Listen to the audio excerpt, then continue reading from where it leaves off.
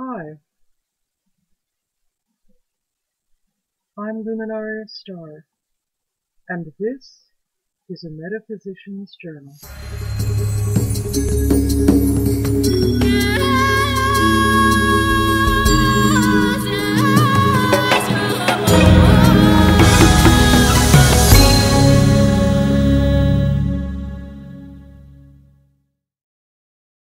Hi, today is February 16th, and it's a very special day indeed because it's the birthday of Pamela Colman Smith, who was born on February 16th, 1878, in Pamlico, which is now part of London.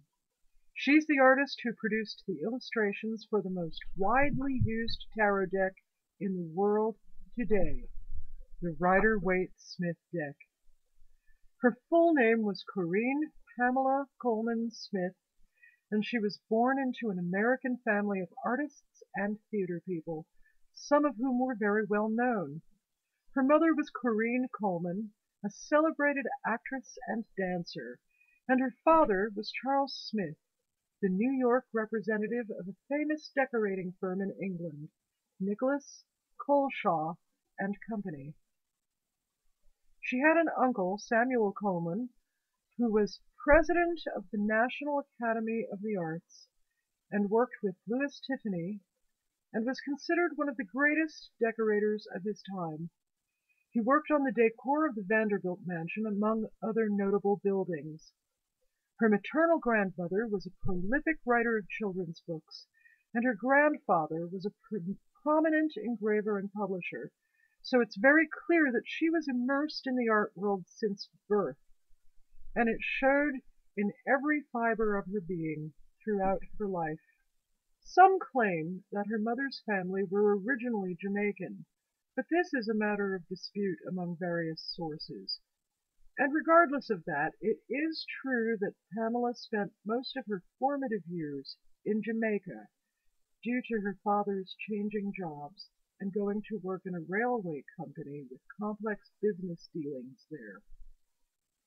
In 1893, despite her very young age, she was enrolled in the Pratt Institute in Brooklyn due to her exceptional talent as an artist, and there she came under the mentorship of a notable instructor, Arthur Wesley Dow, who is remembered for his paintings and photographic work. He was an early enthusiast of Japanese-style paintings and encouraged Pamela to study the characteristic graphic qualities that they possessed.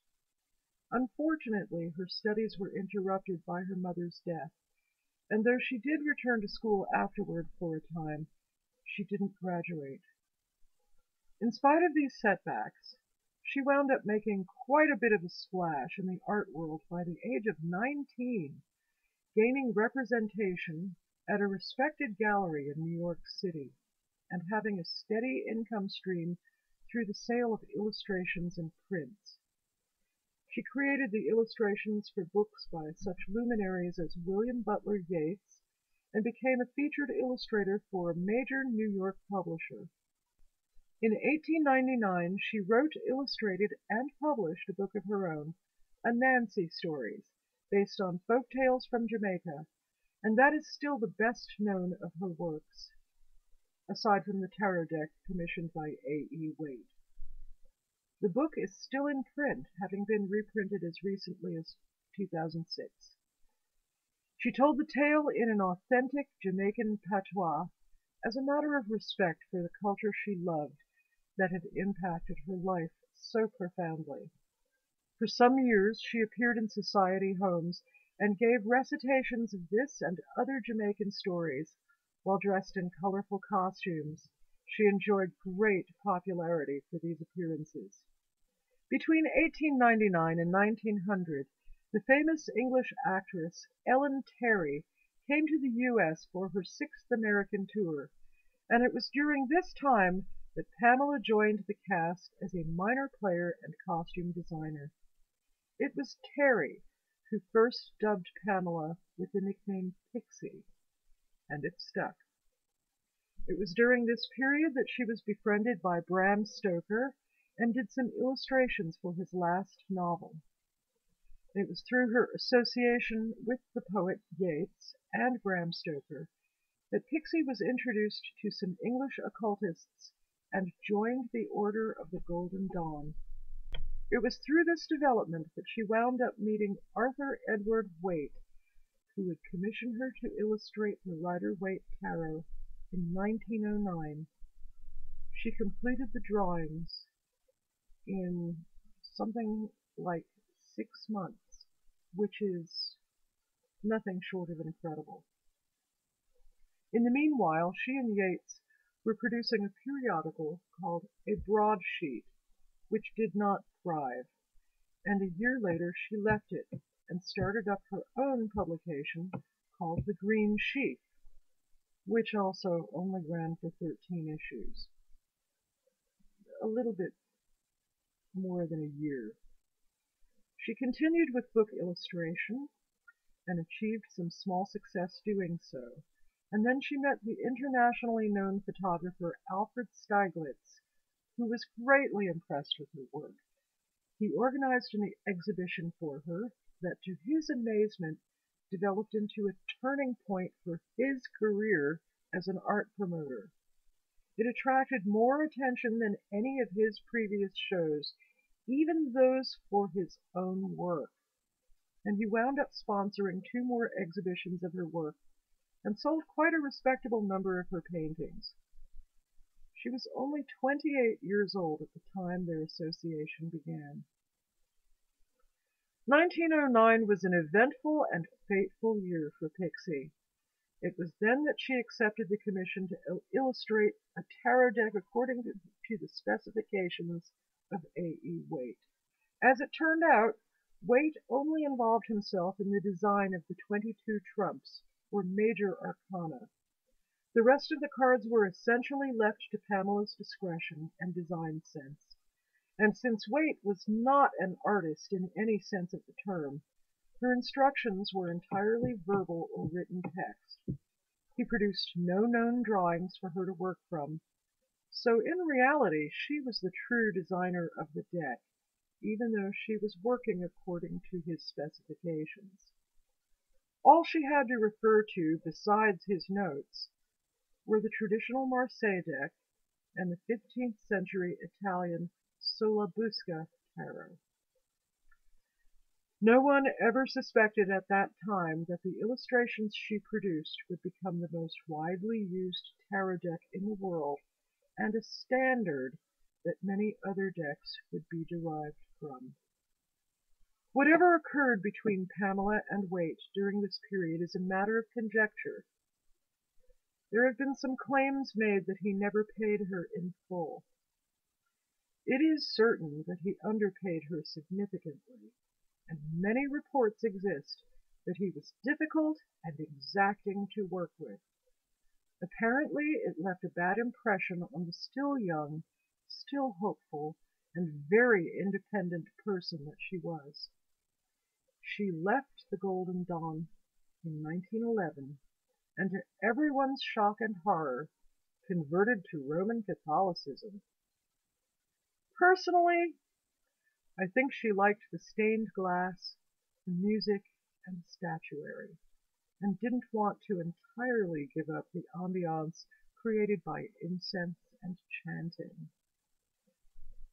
She continued to accept commissions for illustrations, designed several more books, designed posters for the suffragette movement, and held another exhibition in New York and yet another one in Ghent, Belgium. In 1918, she inherited some money from a relative and withdrew from public life. She went to southern Cornwall, apparently seeking peace and quiet, and a scenic, unspoiled countryside with easy access to the sea, and a reputation for pixies living there. She lived a quiet life in obscurity until she felt pressured to move again due to the town of Bude, where apparently there was more of a community to take shelter among.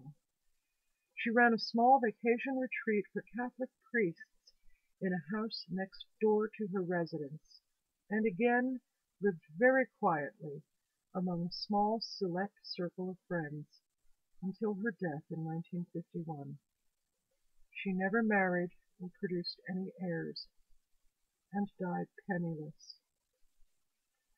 After her death, all of her possessions were auctioned off to offset her debts.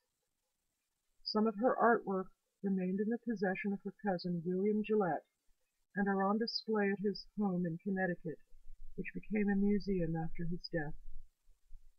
When tarot started to experience a resurgence in popularity, her role in the design of the most commonly printed deck in the world was largely ignored, until publisher Stuart Kaplan wrote about her in his Encyclopedia of the Tarot, published in 1990, giving her some credit for her efforts. Finally. The name Rider, and the commonly used name for the deck, Rider-Waite, was from the first publishing house to produce the original print run of the deck.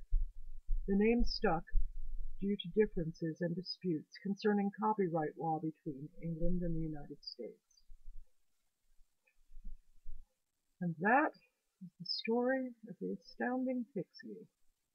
And a few other interesting things happened on this day in history.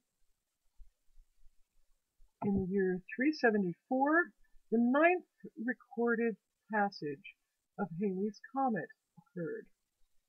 In the year 600, Pope Gregory the Great decreed that saying, "God bless you," was the appropriate response to a sneeze. In 1751, the first publication of Gray's Elegy Written in a Country Churchyard was published. In 1838, Kentucky passed a law permitting women to attend school under certain conditions. In 1857, Gallaudet College was founded in Washington, D.C.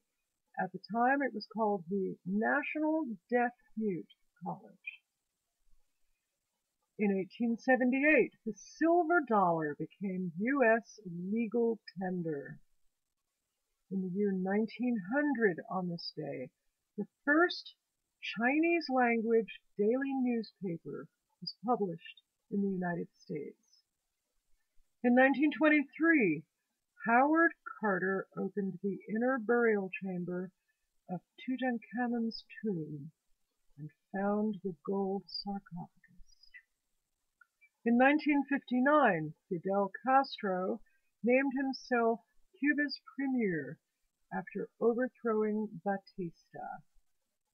In 1968, the Beatles' George Harrison and John Lennon and their wives flew to India for transcendental meditation study with the Maharishi Mahesh Yogi. And besides Pamela Colman Smith's auspicious arrival on this planet, we have a few other birthdays of note. We have Sonny Bono, who was born in 1935 on this day. He was Sonny of Sonny and Cher. He was born in Detroit, Michigan. And in 1948, Eckart Tolle, author and spiritual teacher, was born in Lünen, Germany. In 1957, LeVar Burton was born in Landstuhl, Germany. He was Geordie LaForge in Star Trek The Next Generation and Kunta Kinte in Roots. And that concludes this edition of the Metaphysician's Journal. I wish you much joy in life and peace. Blessed be the